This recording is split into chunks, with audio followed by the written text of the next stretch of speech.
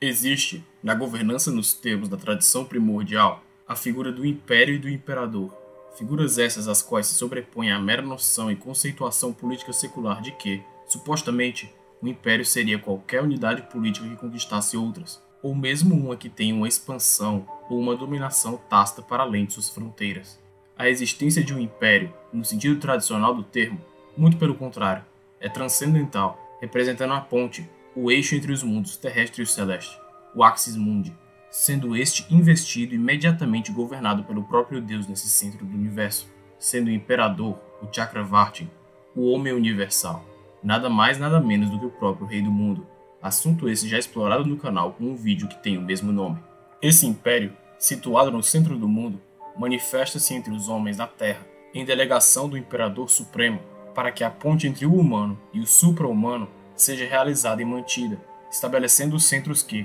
à imagem e semelhança do único e primeiro, permitam a projeção. Tanto é que houve no mundo, para além de simples monarquias, imperadores de estirpe e papéis que derivavam sua iluminação a partir da divindade. Para citar alguns, no Japão, na China, no Egito, no Peru, em Roma e no Sacro Império. Essa outorga tem sua simbologia melhor destrinchada numa antiga lenda italiana, que retrata uma interação entre Preste João, ou seja, um título atribuído ao próprio rei do mundo, e o Kaiser Frederico II da Casa Hohenstaufen, do Sacro Império. Nessa lenda, o rei oriental Preste João envia uma comitiva para ter uma conversa com o Kaiser Frederico, o qual o rei buscava saber se ele era um homem sábio em palavras e em feitos. Assim, João o manda 3 pedras mágicas, e a sua comitiva pergunta a ele o que ele acha que é a coisa mais valiosa do mundo. Sem antes indagar a respeito das pedras que recebera de presente, ou sobre o seu valor, o Kaiser prontamente responde que seria à medida a coisa melhor do mundo.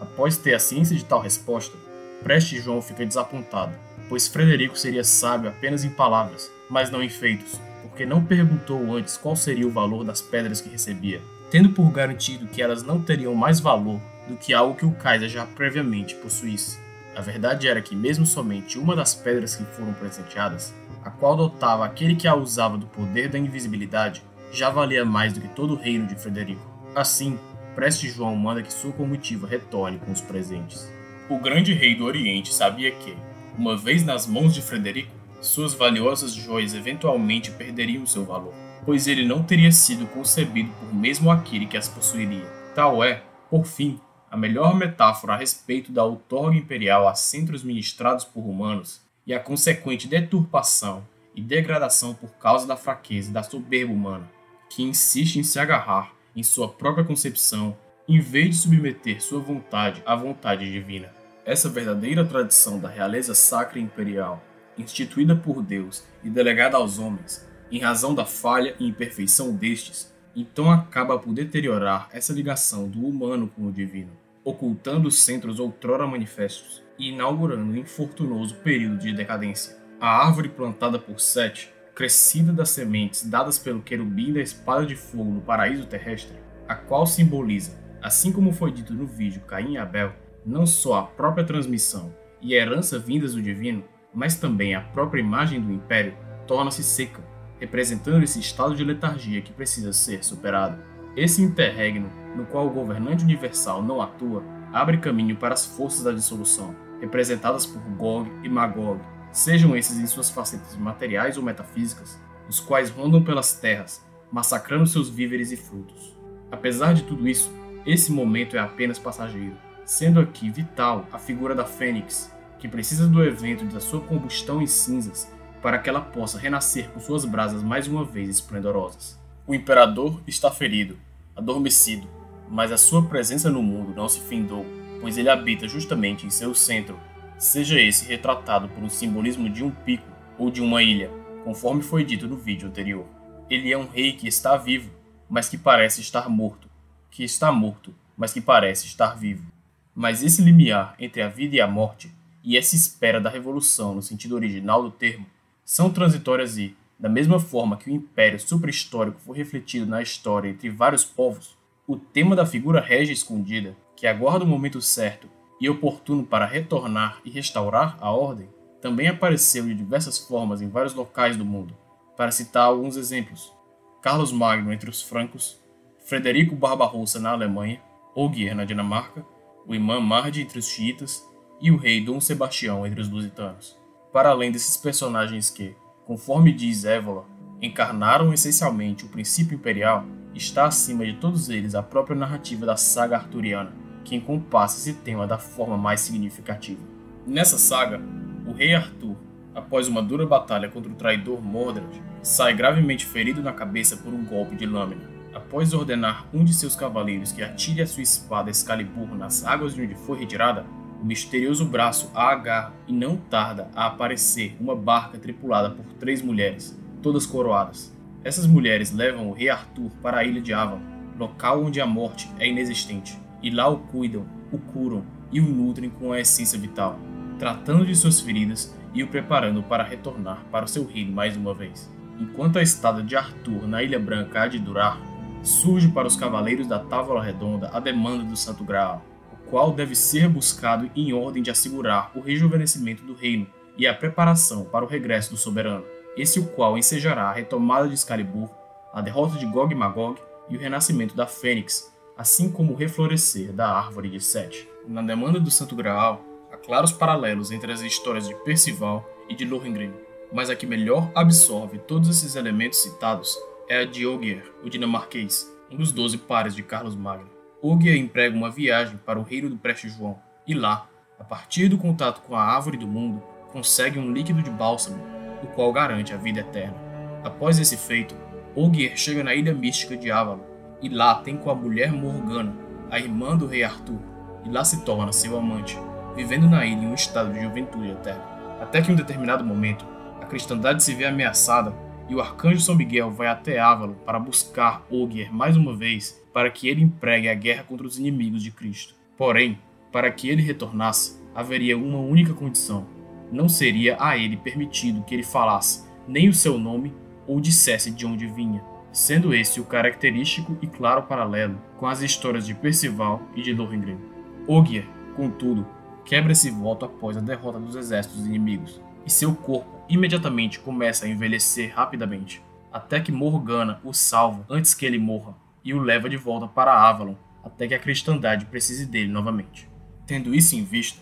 enquanto a figura do retorno do rei em momentos críticos e oportunos fica mais restrita à narrativa de Ogier, os casos dos cavaleiros Percival e Galahad, proeminentes personagens da literatura do Graal e integrantes da Cavalaria Celestial de cor branca, são os que empregam propriamente uma verdadeira restauração imperial, tornando-se eles os reis do reino do Santo Graal. Nesse sentido, a figura do Cavaleiro da Ordem exerce uma função real no Percival de Wolfram, e não podendo revelar seu nome, acaba por aproximar mais as duas castas guerreira e sacerdotal num personagem só, que exerce as funções contemplativa e ativa, e além de vir do céu, de Monte Salvate, para reinar sobre a terra. Por fim, mas com grandíssima importância para nós, está uma das representações mais recentes e próximas do mito do imperador adormecido, que concerne sobremaneira a lusitaneidade, que é o de Dom Sebastião, ou encoberto, tema já amplamente tratado no podcast do canal sobre o sebastianismo. Como muito bem se sabe, a transmissão do caráter imperial a Portugal, a primeira pátria legitimamente ultramarina do Ocidente, se deu em caráter direto e eminentemente metafísico, com o milagre de Ourique, quando Deus aparece em sonho a Afonso Henriques, fundador do reino, e dá a ele um novo símbolo e uma missão de espalhar o reino de Deus sobre o mar e a terra, e o soberano com o qual essa incumbência chegaria, ao mesmo tempo, em seu ápice, realização e fim, é com Dom Sebastião I da Casa de Avis. O próprio nascimento desse monarca, no dia 20 de janeiro de 1554, foi em si um evento insólito. Ao reino faltava um filho varão, já que o único príncipe, Dom João Manuel, havia morrido 18 dias antes do parto de sua esposa gestante. Assim que as dores foram sentidas, as igrejas ressoaram seus sinos em procissão. Mesmo na madrugada daquela noite, o povo saiu, em desejo, em números tão maciços que faltou espaço na catedral para todos.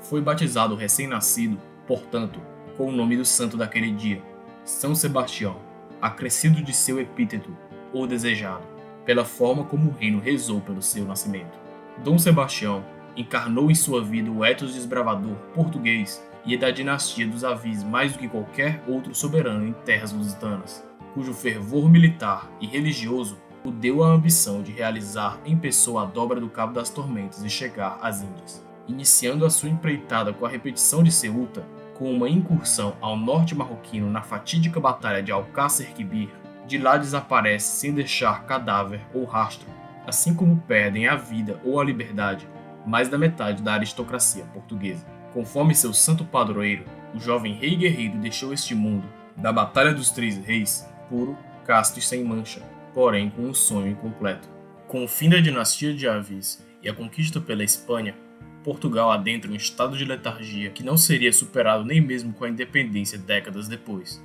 Então erige o mito sebastianista, que nada mais é, como dito anteriormente, a projeção de um princípio imperial da tradição em um monarca que o encarnou propriamente. Dom Sebastião não se encontra morto, mas sim repousa oculto no centro do mundo, transmutando seu título de desejado para encoberto. Para que a sonolência dê lugar à vigília em meio aos Lusíadas, é necessário que uma nova pátria ou homem encarne o princípio imperial para dele ser digno de outorga. Mas, até esse dia chegar, momento reservado unicamente por Deus, ressoam apenas os dizeres da mensagem de Fernando Pessoa. Onde quer que, entre sombras e dizeres, jazas, remoto, sente-se sonhado, e ergue-te do fundo de não seres, para teu novo fado. Vem, Galaás com pátria, erguer de novo, mas já no auge da suprema prova, a alma penitente do teu povo, a Eucaristia nova. Mestre da paz, ergue teu gládio ungido, Excalibur do fim, em jeito tal, que sua luz, ao mundo dividido, revele o santo grau.